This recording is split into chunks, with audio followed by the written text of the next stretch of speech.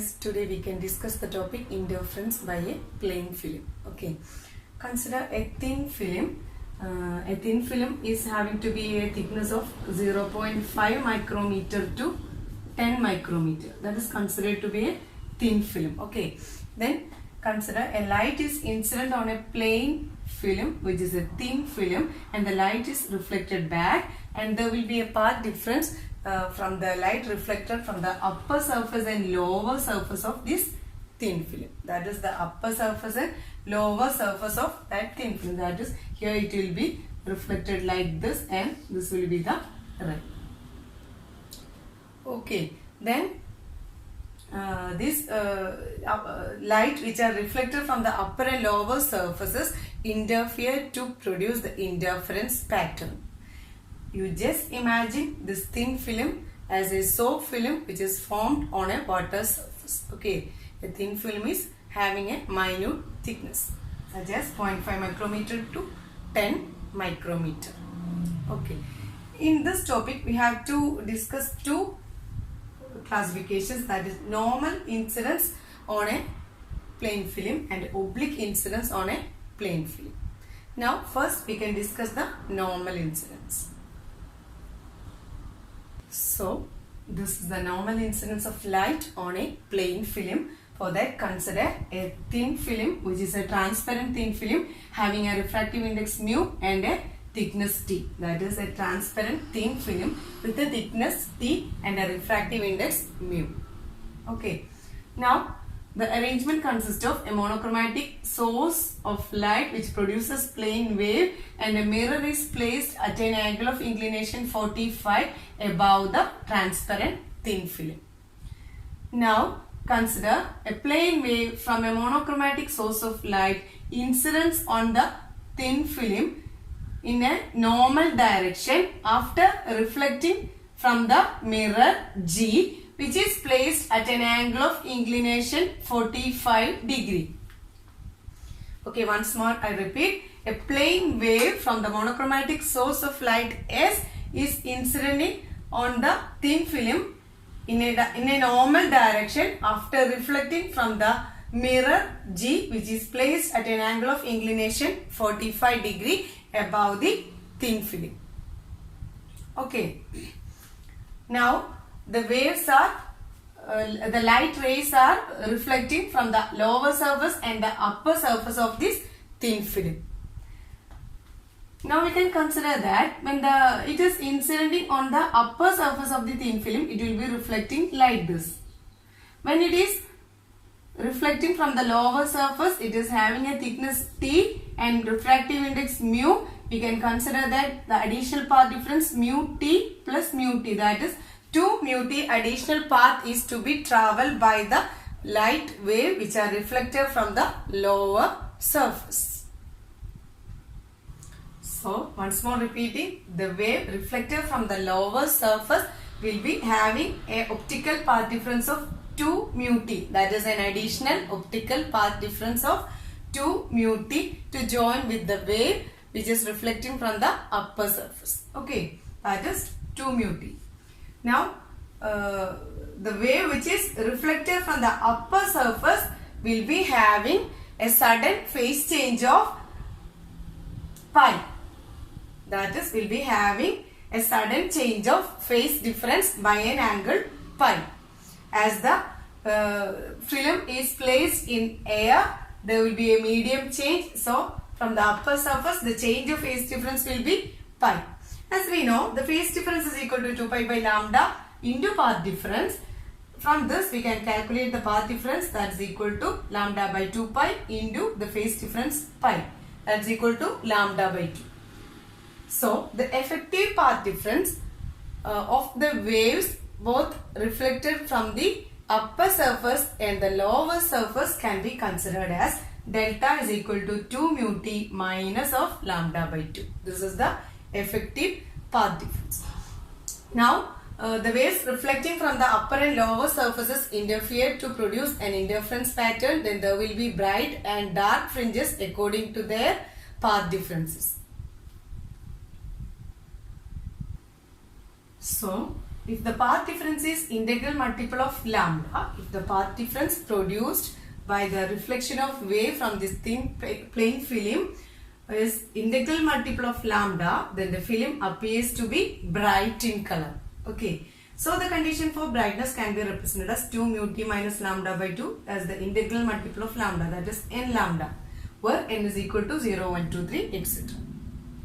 By substituting and rearranging, we can write it as 2 mu t is equal to n plus 1 by 2 lambda. So this is the condition for brightness in case of a normal incidence of a plane wave,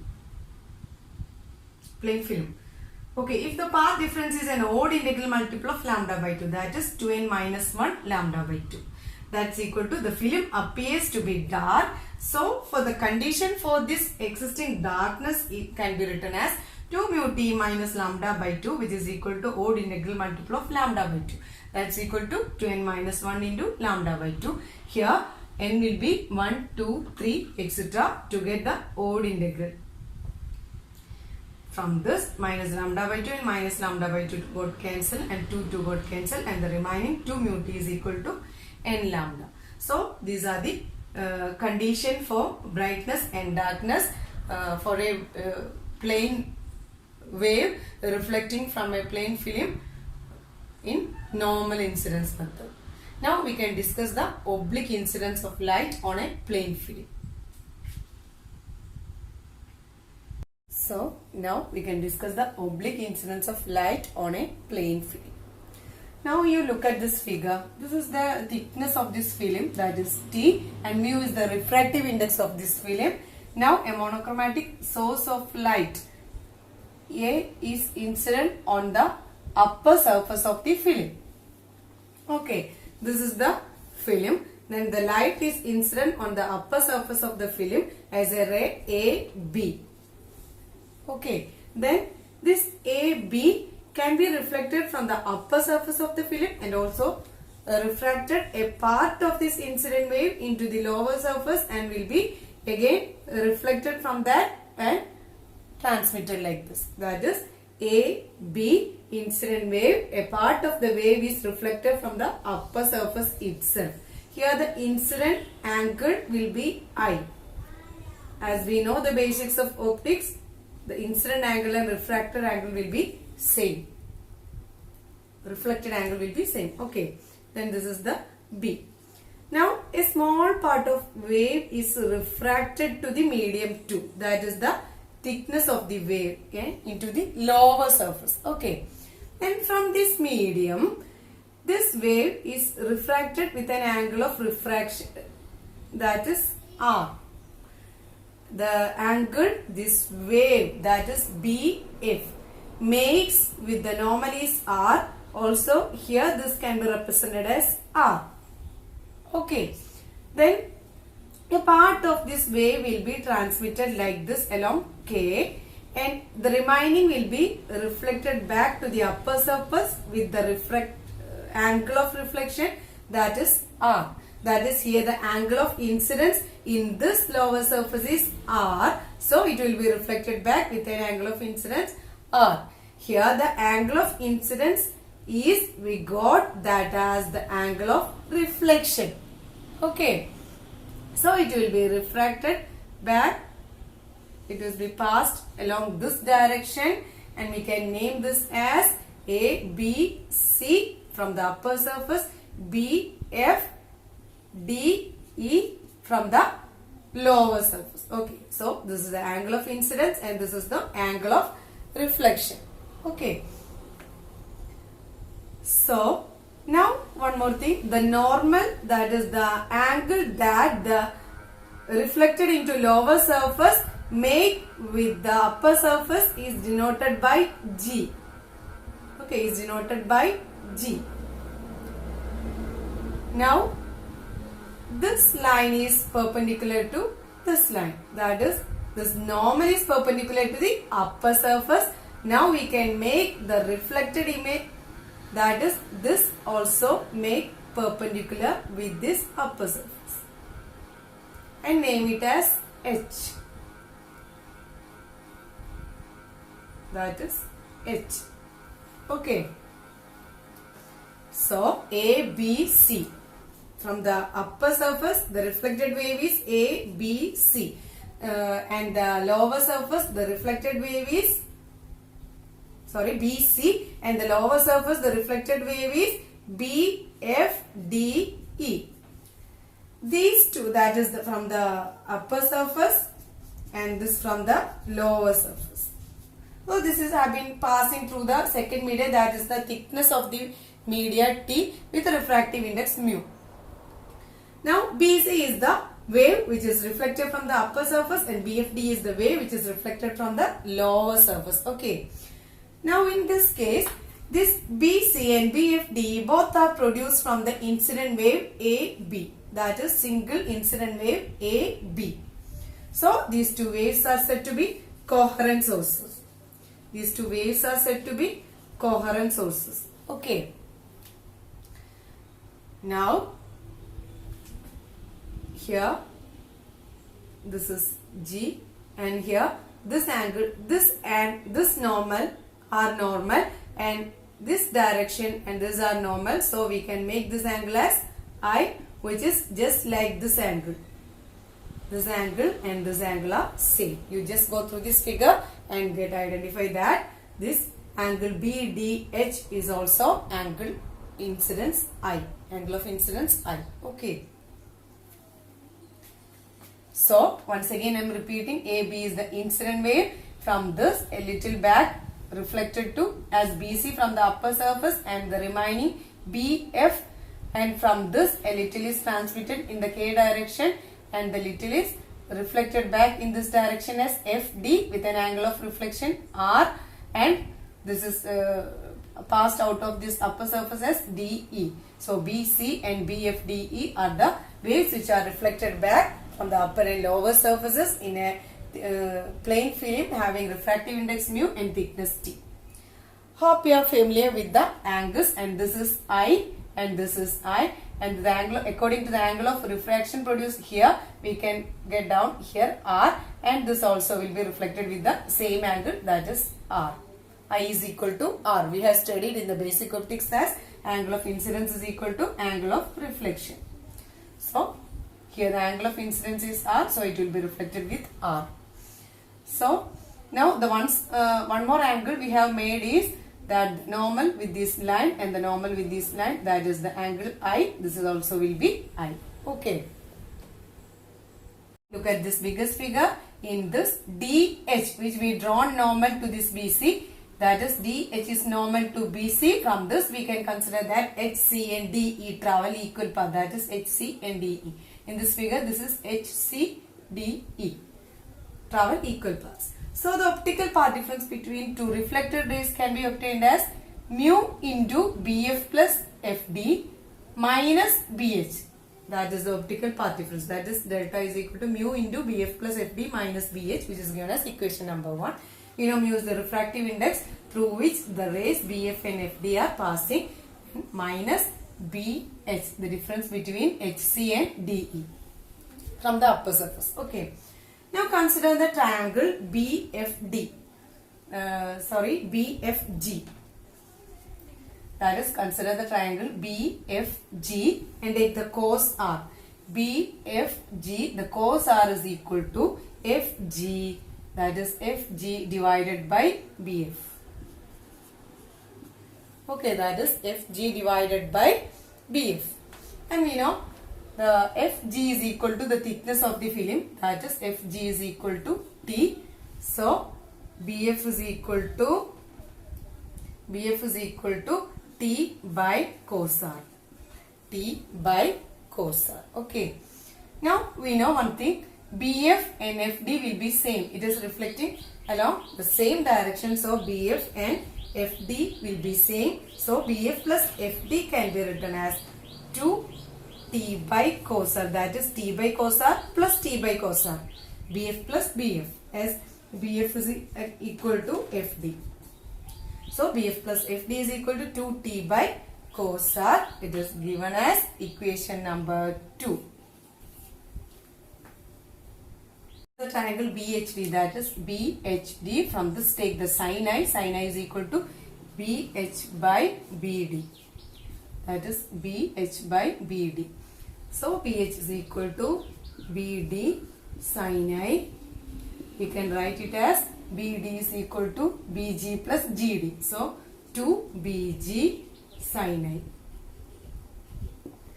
BG can be obtained from this diagram, that is by taking the sine angle. Okay.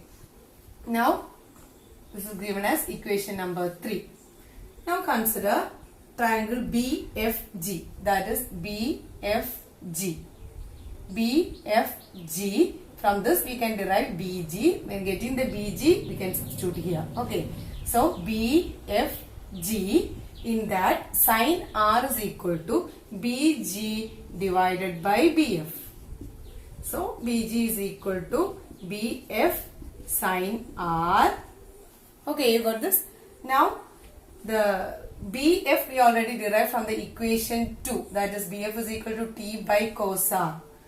Okay, then T by cos R sin R, that's equal to T tan R. Okay, that is T tan R. Substitute it as equation number 4. Now substitute this equation 4 in 3. Substitute equation 4 in 3 implies BG is equal to T tan R, then BH is equal to 2 into T tan R into sin I. That is T tan R into sin I. Okay. Now we know one more substitution, that is sin I by sin R is equal to refractive index n or mu, which is given in the given solution. Okay. Sin I by sin R is equal to mu, that is the Snell's law. Then from this sin I can be written as sin I is equal to mu sin R. So to simplify this equation, we can substitute here as 2T tan R mu sin R.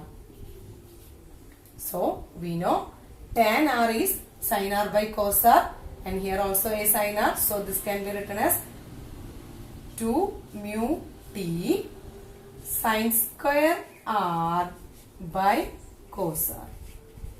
That is equation number 5. The above derivation, BF plus FT is equal to 2T by cos R and BH is equal to 2 mu T sin square R by cos R. That is equation 2 and 5. Now we have to substitute these two terms in equation 1. We get it as delta is equal to mu into BF plus FT minus BH. That's equal to 2 mu T by cos R minus 2 mu T sin square R by cos R. So that's equal to 2 mu T by cos R is common in these two terms. We can take outside, and the remaining 1 minus sin square R, as we know, sin square theta plus cos square theta is equal to 1. 1 minus sin square theta will be cos square theta. So 1 minus sin square R is replaced as cos square R.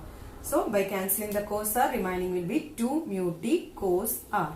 This is the delta. Okay. Now consider, if the considered plane film is placed in air, so the reflected wave from the upper surface will be having a phase change of pi. So from the upper surface it will be having a phase change of pi. So the corresponding path difference will be equal to lambda by 2 from the upper surface. Okay. Now from the lower surface, it is in the same media, it is reflecting from here, so there will be no pi change, so no further path difference here. So the total optical path difference can be written as delta is equal to 2 mu T cos R minus lambda by 2, which is the path difference here due to the phase difference pi from the upper surface BC. We can discuss the condition for brightness and darkness according to the integral multiple of wavelength and odd integral multiple of wavelength. That is, if the path difference is integral multiple of lambda, the film appears to be bright, then the condition for brightness can be written as the path difference 2 mu T cos R minus lambda by 2 is equal to integral multiple of lambda, that is n lambda. From this, minus lambda by 2 can be taken RHS, and rearranging 2 mu T cos R is equal to n plus 1 by 2 lambda, n is equal to 0, 1, 2, 3, etc. This is the condition for brightness. Okay. So if the path difference is odd integral multiple of lambda by 2, the film appears to be dark. The condition for darkness 2 mu t cos minus lambda by 2 is equal to 2n minus 1 lambda by 2. That is, by rearranging and cancelling the lambda by 2 on both sides, remaining 2 mu t cos r is equal to n lambda, where n is equal to 1, 2, 3, which is the condition for darkness. So these are the theory about the oblique incidence light on a plane film, and also discuss the normal incidence of light on a plane film. Hope you understand the topic. Thank you.